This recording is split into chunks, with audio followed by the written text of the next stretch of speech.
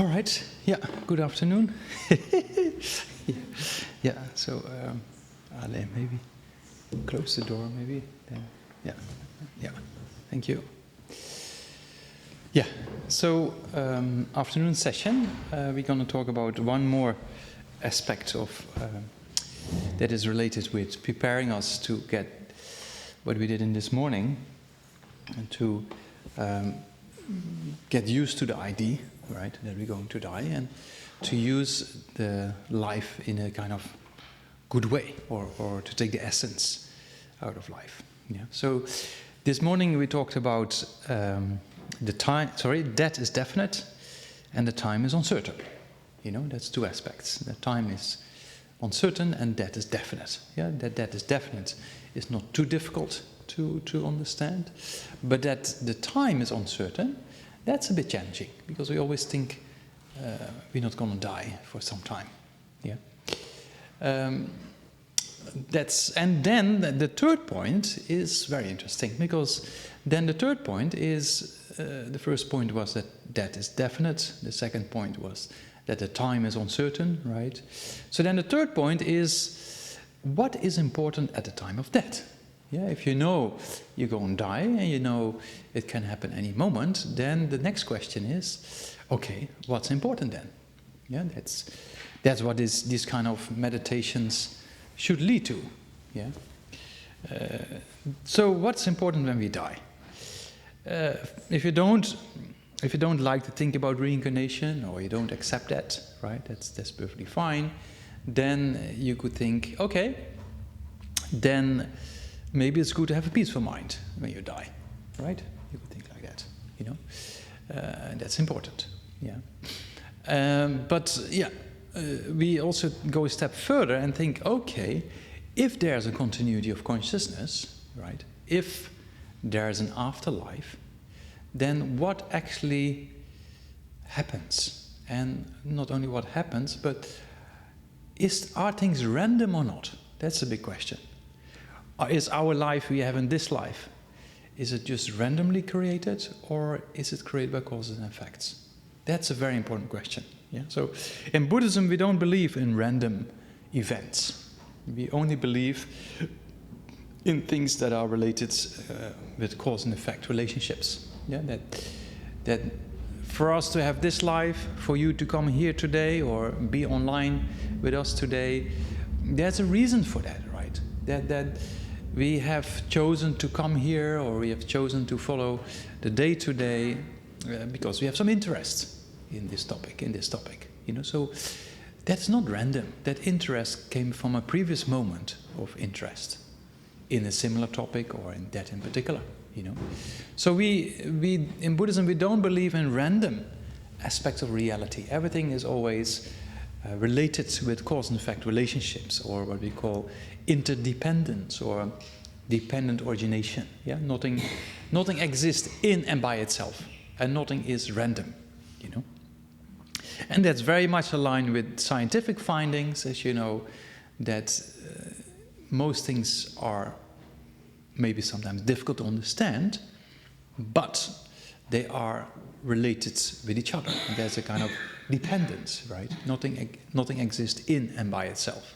And that is in the science very clear, that everything is correlated with each other. Nothing exists without correlations. Everything always exists in relation to something else. Yeah? So that proves that things are dependent on cause and effect relationships.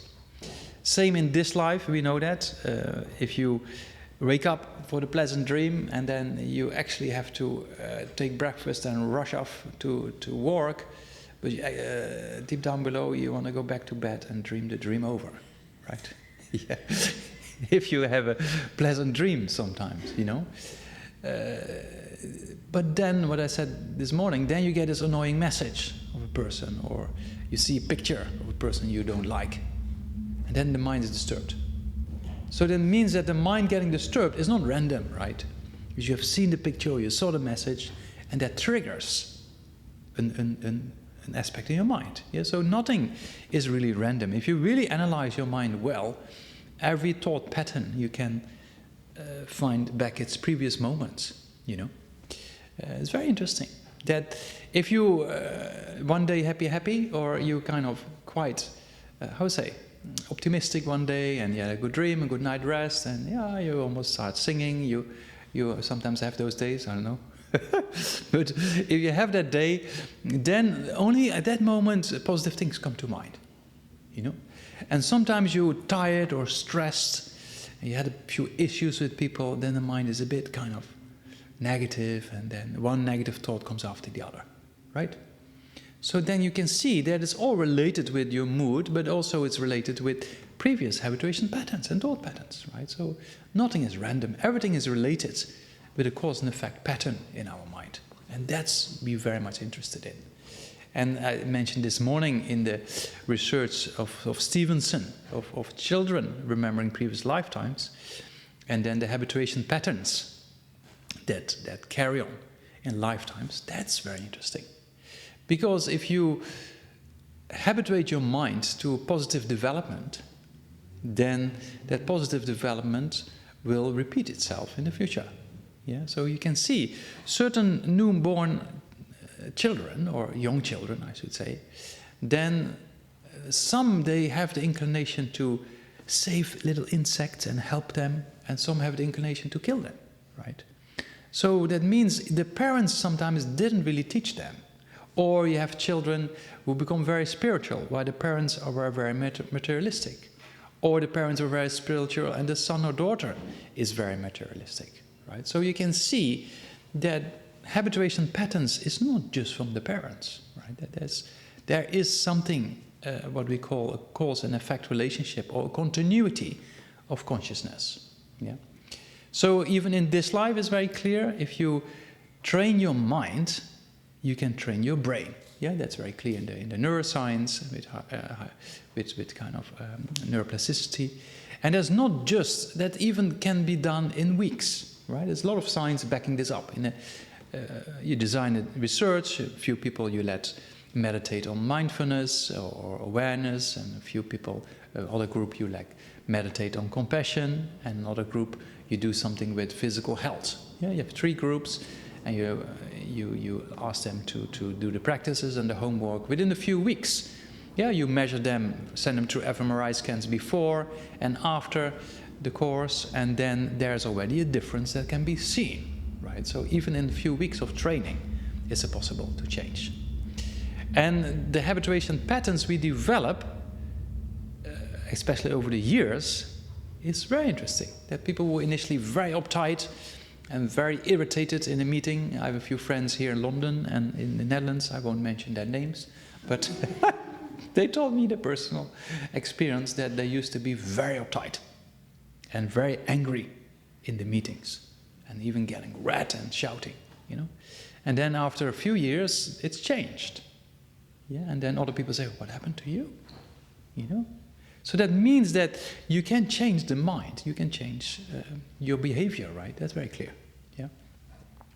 And the more you put effort in that habituation pattern, the bigger the result. Yeah. So, and then if that continuity of consciousness continues, although we might forget, the information is never lost, as we said this morning, right? Information carries on. Same if you study in Buddhism, we have very, I would say, challenging topics like emptiness, for example. When you sometimes read and you think, oh man, and I read again and think, oh no. I read again and again, and then slowly one day you get a little bit the idea, oh, maybe it's like this. And then you put it aside, the book, and then you forget again, right? But when you read a book again, it comes quicker, right? So whatever topic you study, if it's any other topic in university or whatever you study and then you put it aside, you forget. But the next moment you start reading it again, it comes back much quicker than your initial study of it, right? So that proves that you have a previous habituation pattern being generated that gets activated, you see? And that's even true in this life. Yeah? So if that's the case, then the more positive patterns we develop in this lifetime, they carry on in the next. That's kind of not just logical reasoning, but that seems to be the case. If you really look in advanced levels of practitioners, and I talked about this example with this person in Burma, who had this anger towards the soldiers and met the same woman he was married to in the previous lifetime, and they married again. Right? So very interesting habituation patterns. In the monastic institutions, also it's very interesting. You have people who get reborn again and again and become monk and go in the monastery and study and text again and again, right? So if you do that for a few lifetimes, sorry, if you do that for a few lifetimes, then you imagine things become stable in your mind, that you understand things much easier.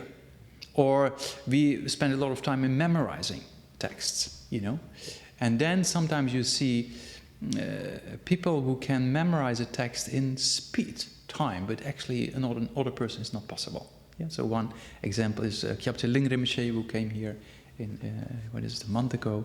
One of his previous, so he used to he has a strong connection with Manjushri, and then I think his previous incarnation, or this I forgot, that he had to memorize chanting the names of Manjushri, but it's not an easy text to memorize. Not very long, but it's just difficult to memorize. And then his teacher told him, you have to memorize before this date, you know. So I give him a date, and he was just playing around and not really memorizing. And then just the day before, he just memorized it in one reading. Yeah. So then you think, where does that come from? Or you have people like Mozart or other kind of people who are just incredible in composition of music, all of it, at a very young age. Right? So we say that's just a habituation pattern which might come from a previous lifetime. Nothing is random. Yeah. So we only think that things are only in the essence of habituation patterns. So if that's the case, then it becomes very interesting, because if you die and the information is never lost and develop yourself in a positive way, then you will develop more in the next life. That's kind of the whole theory behind it. So then we say, okay, when you die, what is of benefit? You know, is it your state of mind, or is it your possessions, or your wealth, or your fame? You know, you can have millions of followers on your social media, but when you die, there's not even one who follows you when you go to the next life, right? Yeah. So that means that you have to leave behind your possessions, you have to leave behind your friends and your family, even your own body you have to leave behind. And we so identify ourselves with the body, but that you have to leave behind. So then you see what is important at the time of death is to detach. It's very important, yeah, to detach from persons and possessions and even your own body. Yeah, because when you die and you just grasp at things but you cannot hold it, then it causes disturbance in the mind, right? Yeah. So that's why we put a lot of emphasis in try to detach from our things in life. Yeah. So in the monastic institutions or in Tibetan communities or Buddhist communities in general, then when people know they're dying, then they give away their possessions, you know, because you cannot take it anyway, right? My mother also, she said, I'm cleaning up the house, and she just tried to get rid of all kind of things, because she said, you know, I cannot take it anyway, you know. So it's true, right? So if you detach, then the mind is much more at peace when you die, right? So that's very important. There's many interesting stories in the monastic institution that some people, we had one chanting master who knew that he's going to die. He didn't tell anybody. And then he was training other monks to chant very intensively for 3 months. And then nobody knew. Why is he training so much? You know, the monks. And then 3 days before he died, he gave all his money away, all his possessions, and then he died peacefully. Right? Very interesting. In Gyume also, and there's a tantric college, there was one monk who did the same thing, but he didn't die. He gave everything away. He thought he was dying. Yeah. So he gave everything away, but it didn't happen. Yeah. So, but joking aside, it's very important to detach, right? Yeah? And in particular, possessions and your own body, because you have to leave your body behind. That's very clear. You know, you cannot take it with you. Yeah, so that's very important to detach from people, and just the only way to detach is to be more aware of the possibility of dying, right, as we did this morning. Because the more you're aware of it, the less attachment there is in this life. That's the whole thing. That people who have a near-death experience, they're less attached to wealth and fame and things like that. And that's very clear. Yeah?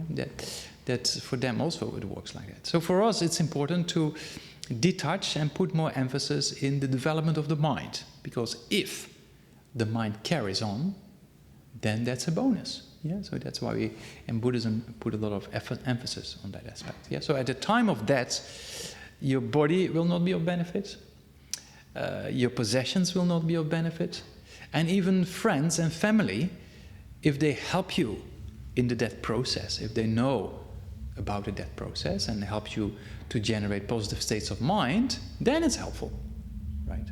But if you have people around you who just try to hold you and not to let you go, then that's maybe not that helpful, right, when you die. Yeah, so that's why we say that friends and friends and family don't really benefit at the time of death if they just hold on to you, right? That's not really a benefit. Yeah, so we have to detach and gaza, and yeah, and then so the more you contemplate what we did this morning, then it's much easier to detach. That's what we say. The more aware you are of the death process, the more interest you develop in your development of the mind. Because you know this body is just there for a certain amount of time, and that's it.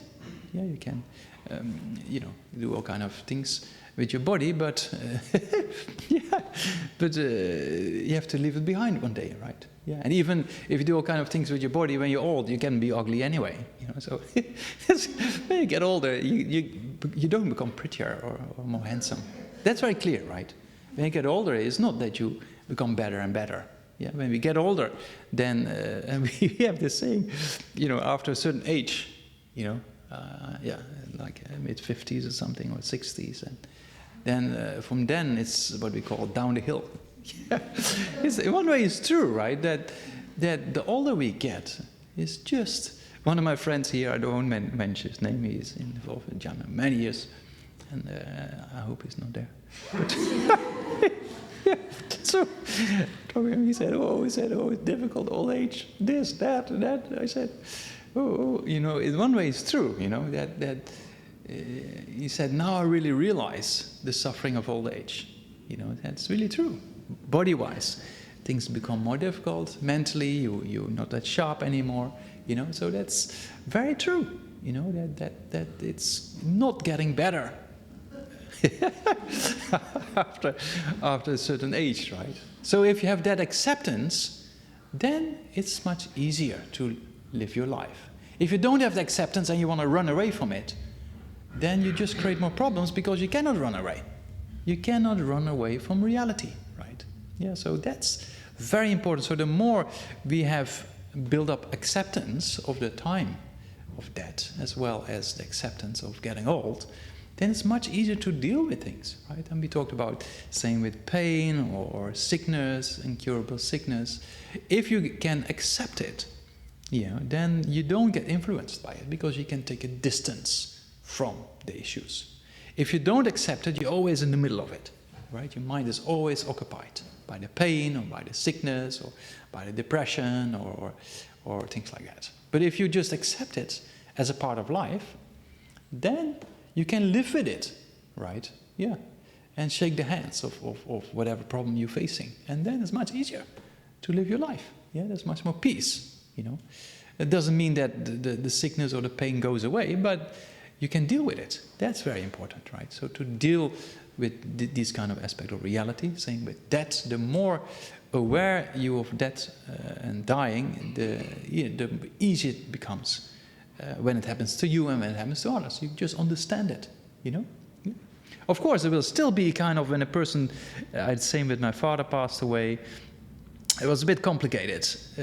I did a lot of practices and pujas in the monastery before my father passed away. But then my mother said, now it's getting close, and asked me to come. So I was planning to come, but in India those days paperwork was very complicated.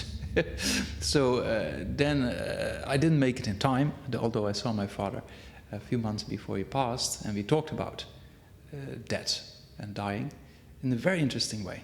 I never thought my father was really interested in Buddhism and things like that. So that was in December, and then in January he got diagnosed with cancer. So then I asked my father, I don't know why, we just talked about things. I never talked much with my father about it. And I said, are you not afraid of death? You know, how do you think about that? And I said, no. He said, I have a son, and he's a monk. He will do praise for me. So I thought, oh, wow. That's quite interesting. Yeah, because I never expected that from my father. He never showed much interest, right? Yeah. But, so then he died, and I just didn't make it in time. But my father said, you don't have to come, you know, I know we're difficult, blah, blah, and this and that. So then, then I tried, but then I still thought I go for the cremation. So my brother organized cremation like that. And then there was 2006, in August 2006, and there was a bomb threat. I don't know if you remember, a big one in Europe. So I flew to London to go to Amsterdam. So I should arrive today, and the cremation should be tomorrow. Yeah? My brother organized like that. But then I was in London, and they announced you have to collect your luggage. I thought, that's strange. Normally they send luggage straight through, right? So nobody was saying anything. I asked a few people, and then they announced, oh, this flight cancelled, that flight cancelled. And say, oh, your flight's not going because all flights to Europe are cancelled. So yeah, I was stuck in London at that time. Then they put it in Victoria Hotel, a fancy place. It was very well organized. But yeah, I couldn't make it to my father's casa cremation at that time, you know. Yeah, so I went later. So then I went back to Heathrow two days later because they rebooked, but then it was chaos because so many. So then I took the ferry in the end. Actually, I was stuck because first British Airways and the government was paying for the hotel, and then I went back to the airport, told, okay, I'll go to Amsterdam and then see my mother and the rest of the family, and then in Heathrow they were announcing, oh, this flight is cancelled. Please go home and book again. And I thought, I don't have a home here. I only had a few rupees in my pocket, and you don't get very long in London with a few rupees, right? So then I thought, okay, let's go to Jamyang, this center, my first connection.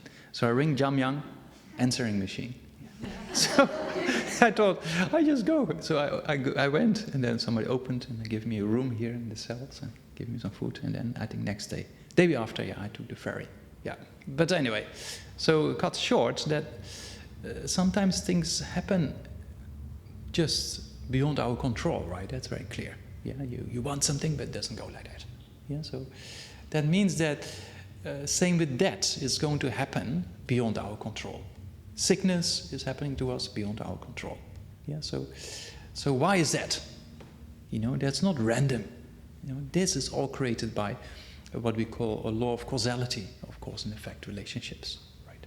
Which is not kind of static or permanent, things like that. It's just some, you might have heard of the term karma, which is often completely misunderstood, you know. So karma is nothing else.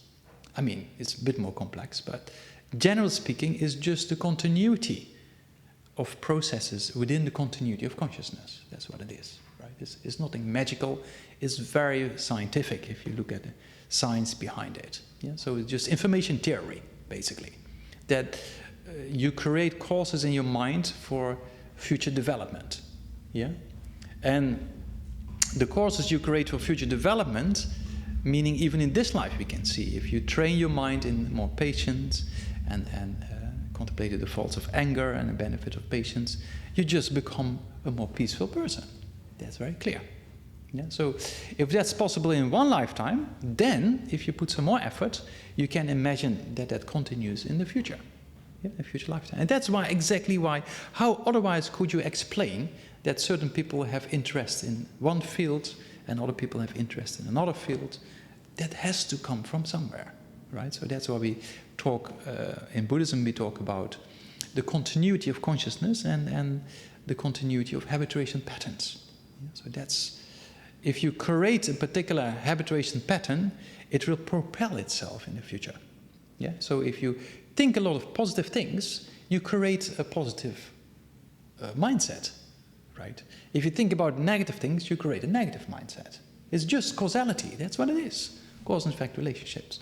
So for that point of view, we put a lot of emphasis in developing the mind, because when you die alone, right? When you die, it's your consciousness that goes. Nobody can hold your hand, you know? It's just your consciousness goes. Yeah? So that's kind of, if you then create the right causes for the results to come, then you don't have to worry, because the results will come according to your causes, you see? So then we say, if you create kind of positive states of mind, like love and kindness, compassion, you know, then automatically that will propel itself. Yeah, and if you have patience, and then you won't be irritated at the time of death, and then you continue next lifetime, and then your little baby born, and you not automatically, but you know, over time you have this inclination to the same patterns, right? You see that? And that's why we in Buddhism very much interested in the development of the mind, because development of the mind carries on. And if that development carries on, then if we invest in that development, then we know for sure we go in the right direction. Yeah, so then you don't have to worry at all at the time of death. Yeah, that's what we said this morning. Then it's kind of kashin trushin, you know, kind of, I'm ready. You know, like if you're dying, you're completely ready, because you know you prepared. Why? How did you prepare? By training your mind, and that continues in the next lifetime. And you can see that. One of my own teachers, who I was very close, Kushtyo Rinpoche, when Kushtyo Rinpoche had four stage, 5, whatever. He had stomach cancer, so he came back to the monastery to pass away. And that's so interesting. These accomplished masters, they die according to the book, as we say. They know exactly what to do, in complete control. Yeah, so he came back to the monastery, and because we were in a committee organizing teachings for Rinpoche for many years, so we organized a particular prayer festival, you could say, for his long life on a particular date. Yeah, so it was quite close after his arrival. So he came back, and we saw Rinpoche was quite weak, you know, but he agreed upon to attend that long life puja, or that long life prayer festival, but it didn't say anything. Rinpoche already knew he's going to pass away that night, but he didn't say. So then we organized everything, and then the evening before, you know, he got up, although being extremely weak, you know, physically, if we looked at the medical aspects of it, he completely got up and made prayers to the temple, like that. And then he said you know, you can die in various ways. You can die in full meditative position, or you can die like the Buddha did, you know. Here and there in the back you can see the plaque, you know. So you can die like that. So then he said, because of my physical condition, I died like that, and then passed away. And then he stayed in the clear-light mind of death, which is a very interesting phenomenon. We didn't talk about it yet, but it's very inspiring.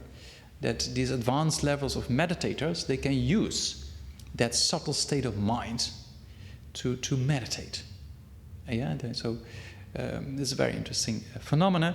So it's very interesting. Why it's very interesting? Because I've seen a few cases, including Kushtyo Rinpoche and a few others as well, that when they clinically dead, there's no heartbeat, lung function anymore. Then normally the body decays within hours, right? Yeah, so it starts to smell.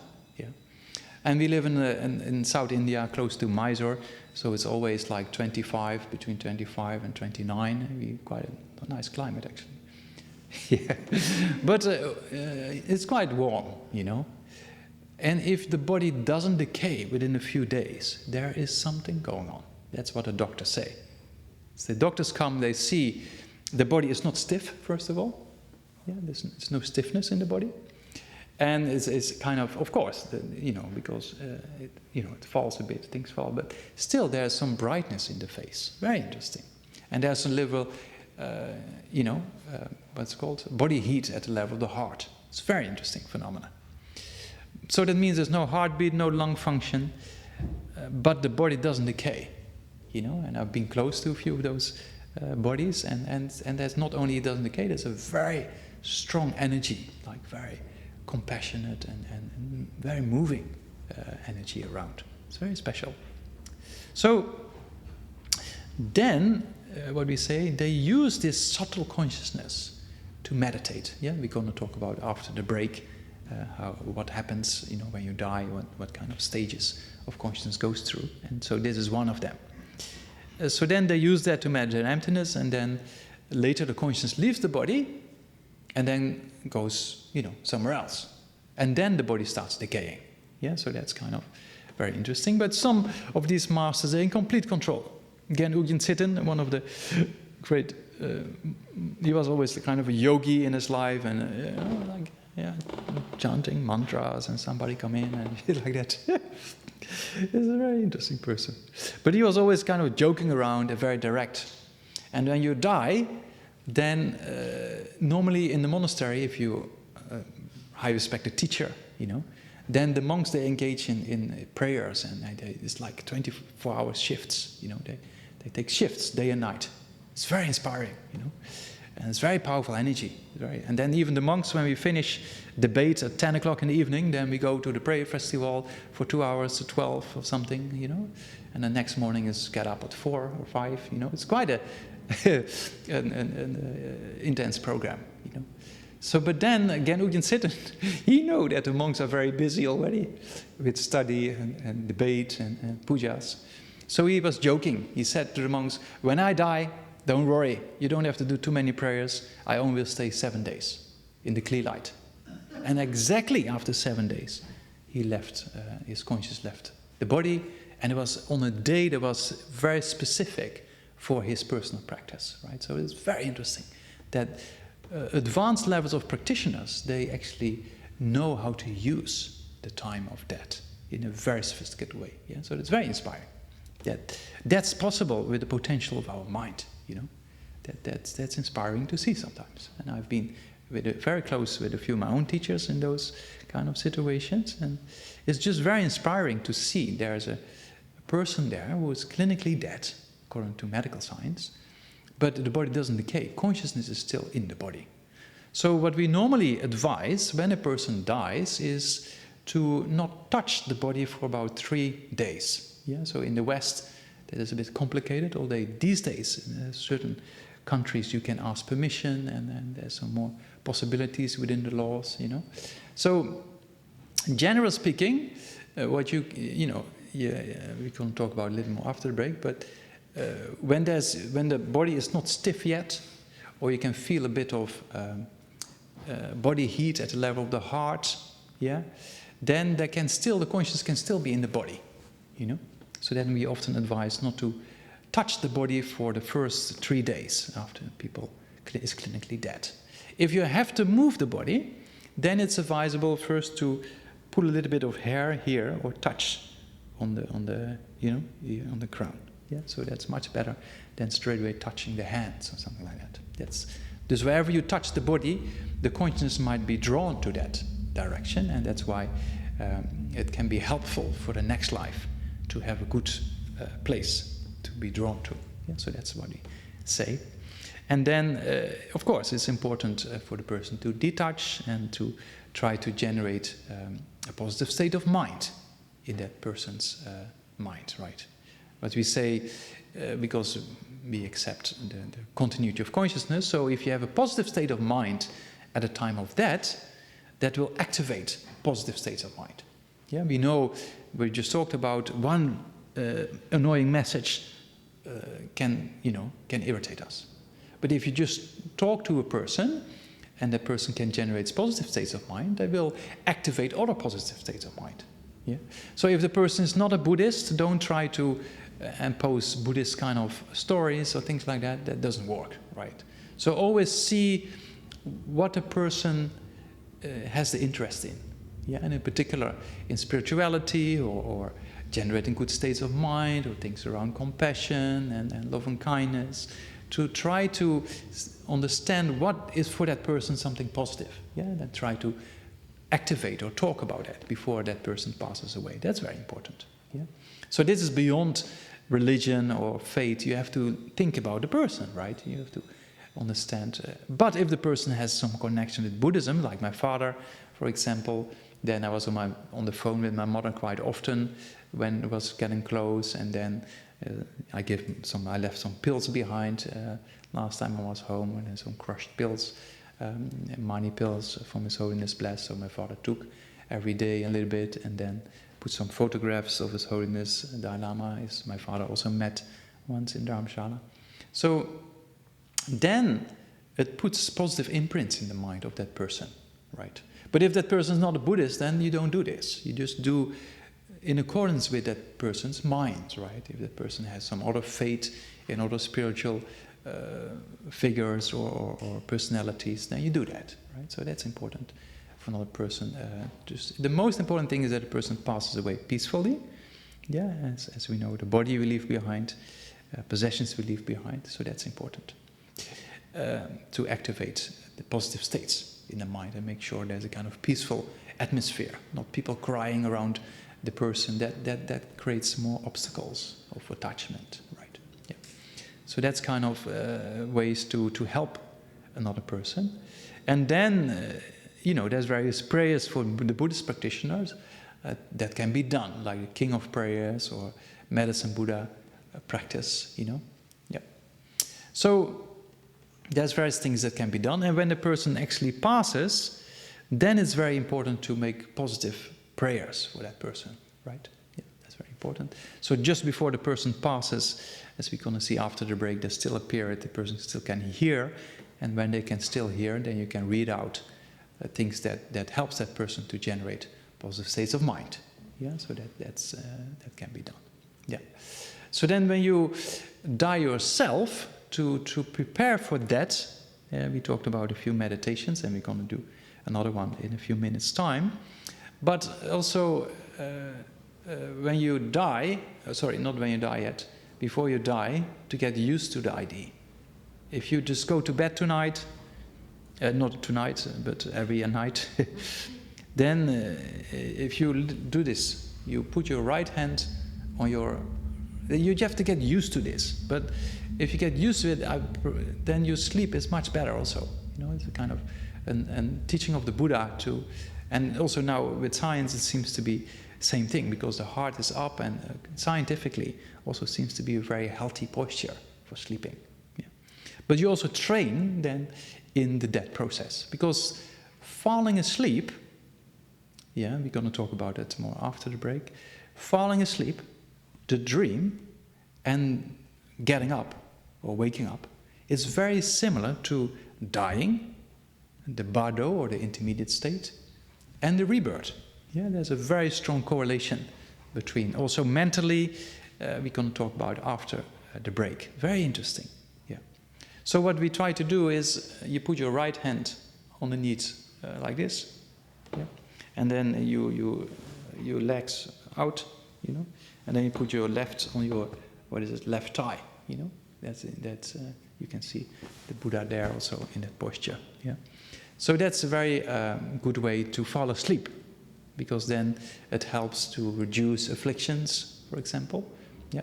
And then when you fall asleep like that, then you can imagine that you're dying, And then it's important to generate a positive state of mind, because sleep in Buddhism, I think just the science in general, sleep is what we call a changeable mental factor.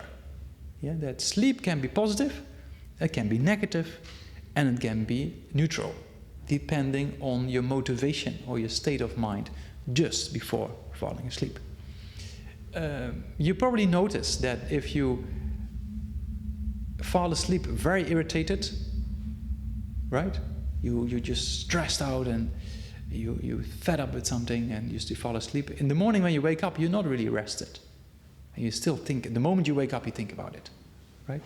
So that proves that your state of mind just before you fall asleep influences, or the continuity is unbroken until you wake up, right? So that means the continuity of consciousness never really stops. Well, if you fall asleep with a positive state of mind, then you wake up with a very rested feeling, and that positive aspect comes up again. So that means that your state of mind before falling asleep influences your state of mind when you wake up, right? That continuity of consciousness is very clear. Yeah. So in a similar way, when you die with a positive attitude, then you go into the intermediate state, which is similar to the dream, and then you reborn, it's very similar to waking up.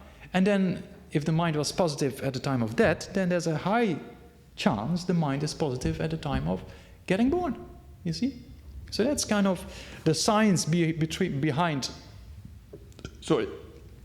the continuity of consciousness. Yeah, so that's why the sleep is very similar to dying, and then the dream is very similar to the bardo or the immediate state, and then waking up is very similar to rebirth.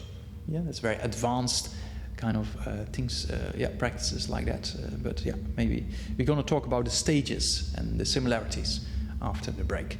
Yeah. So now what we try to focus upon mainly is to see that what actually is of benefit when you die.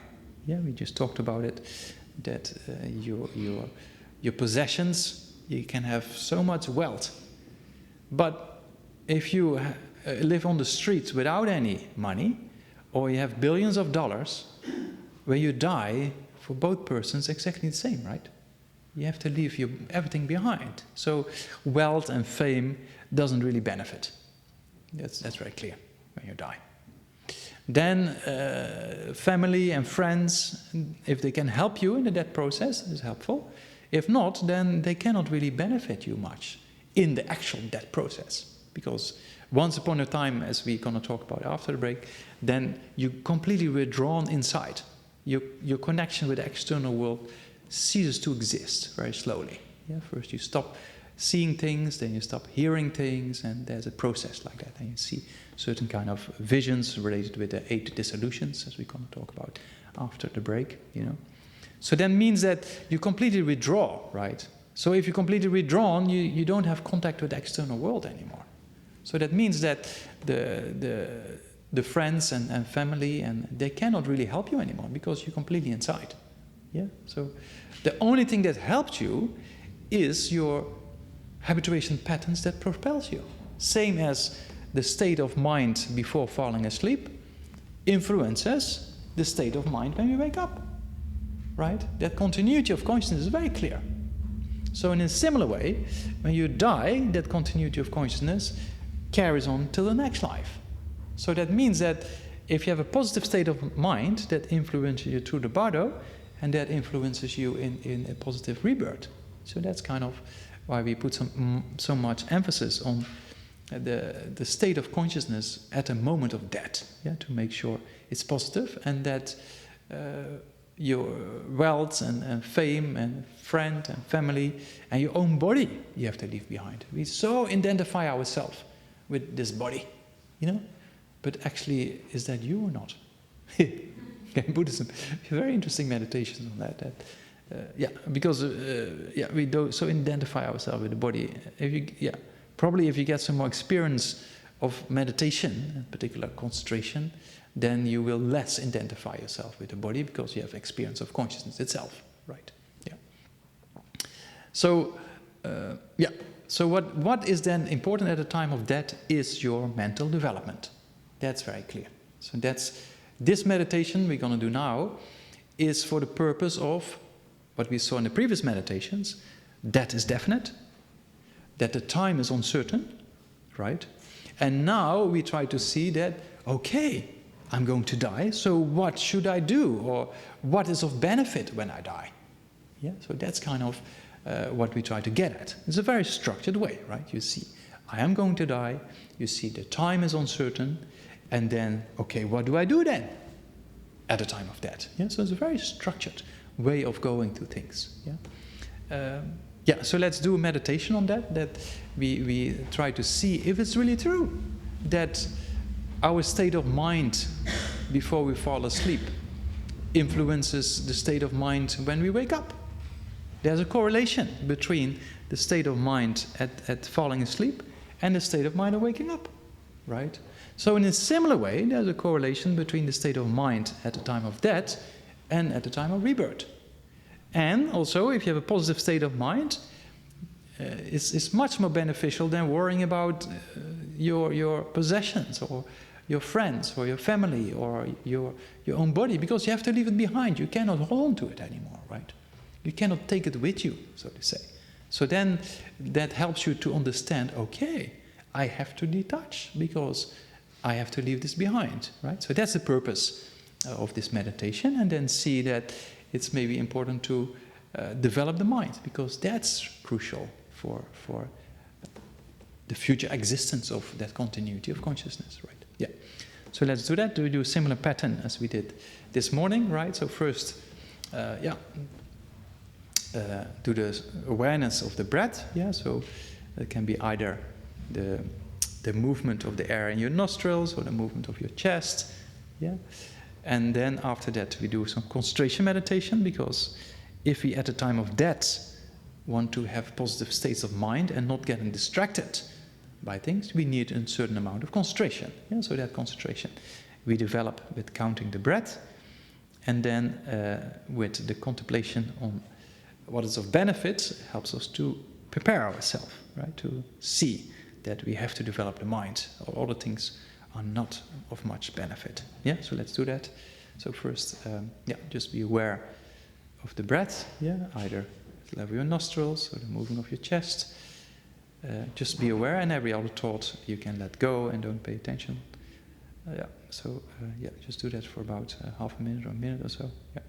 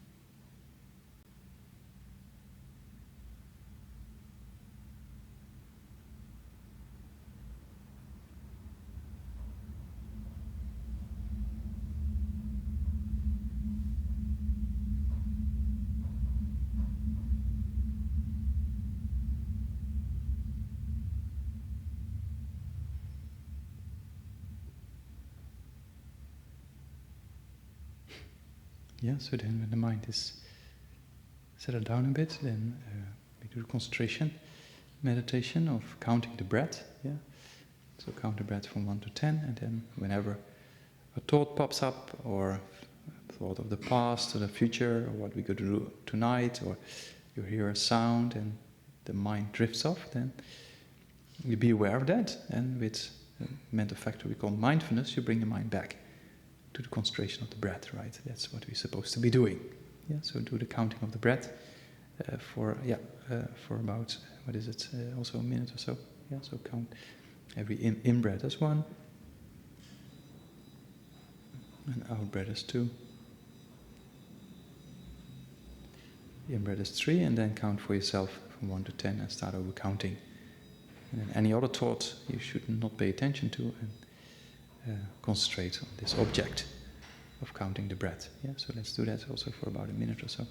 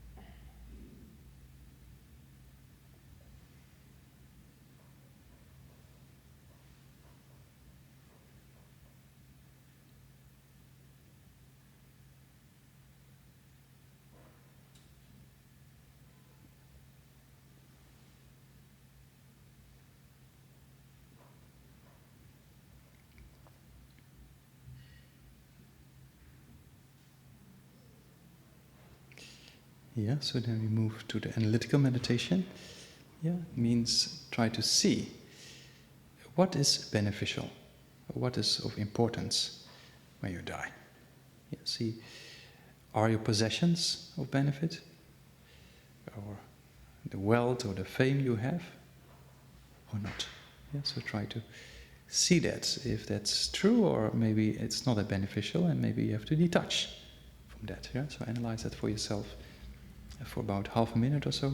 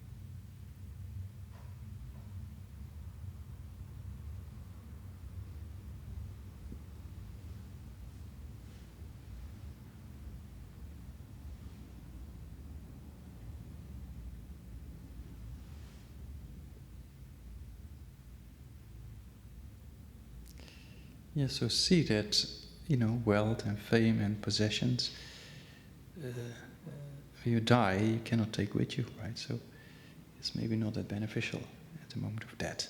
Yeah. In a similar way, friends and family, when you're actually completely withdrawn in that process, then also they cannot hold your hand or help you at a time, right?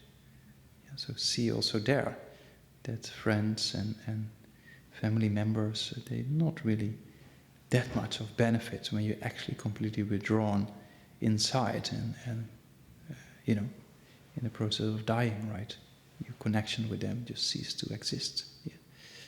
So then your attachment towards them and holding on towards them is maybe not that much of a benefit when you die, Yeah, analyze it also for yourself for about half a minute or so.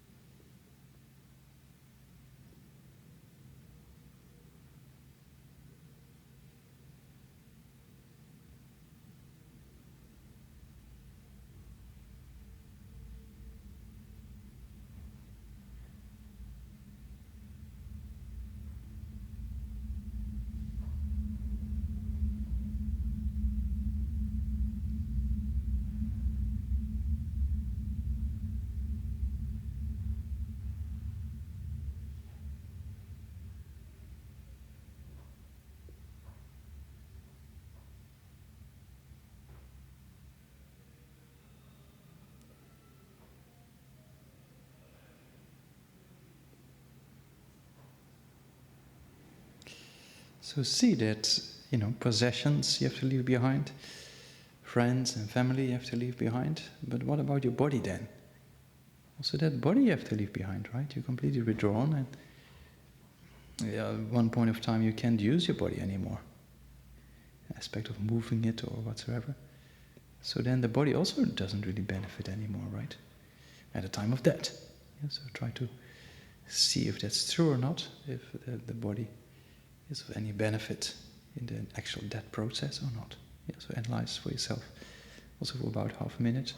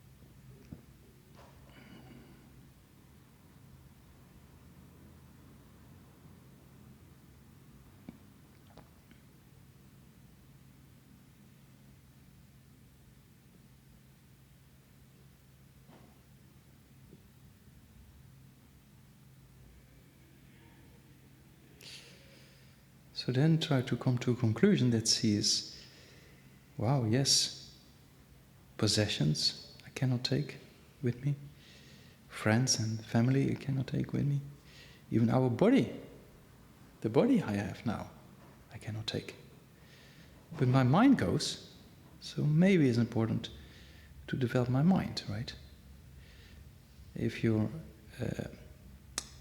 state of mind at the time of falling asleep influences all the way to the night and has an effect on your mind during the waking state, or if you wake up again, then something may be very similar when you die. Yeah, so see that your mental attitude at time of death, that's quite crucial. That you have to prepare, you know? So see that the mind continues, so maybe that's important to develop. Yeah, so try to come to that conclusion and then focus on that conclusion for about half a minute or so. Yeah.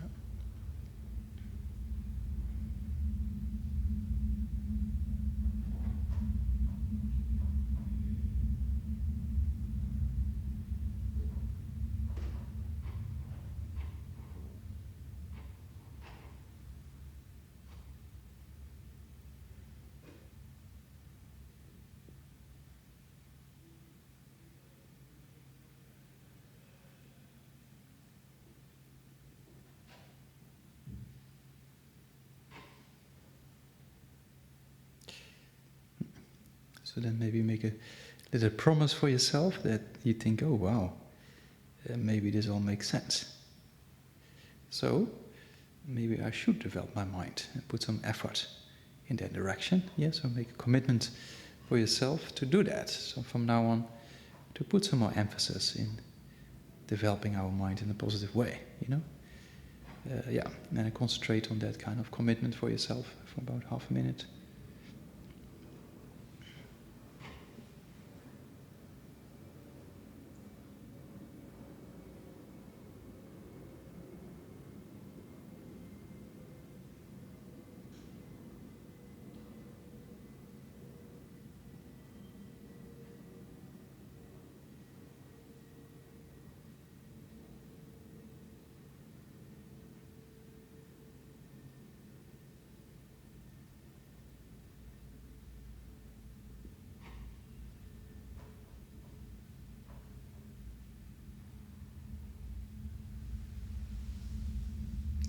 Yeah, so then we can stop.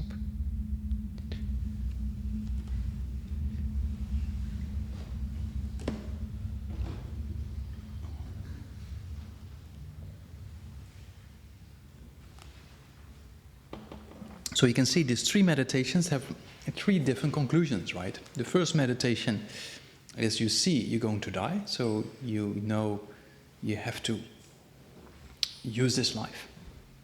The second meditation, that you see that the time is uncertain, that meditation produces the insight, I not only have to do something, but I have to start today, right?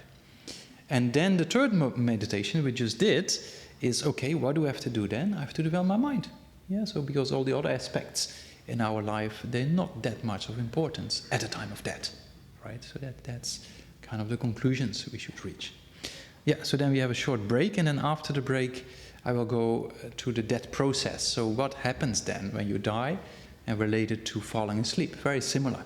Yeah, we first stop seeing things, then we stop hearing things, and then we have various visions or kind of dissolutions that happen at the time of death. And what actually do you see then? And what do people see? And what are the signs, so to say? Yeah, if you're a bit familiar with that, then you can practice that when you fall asleep, and then you're much more prepared, so to say. Yeah, so we have half an hour, 25 minutes break. Yeah, so let's break up till 3:30. Yeah, and then we do the last session and explain the actual death process with the dissolutions, and then after that we do a brief or whatever it takes Q&A again, right? Yeah, yeah. So dedicate before the break. Yeah. Janjo semjo rinpoche magye pana gege geba nyamba meba ya gone gone bawa sho ton tawa rinpoche gege geba nyamba meba ya gone gone bawa sho. Yeah, okay. Stretch your legs or have something to drink. People online also, yeah. Relax.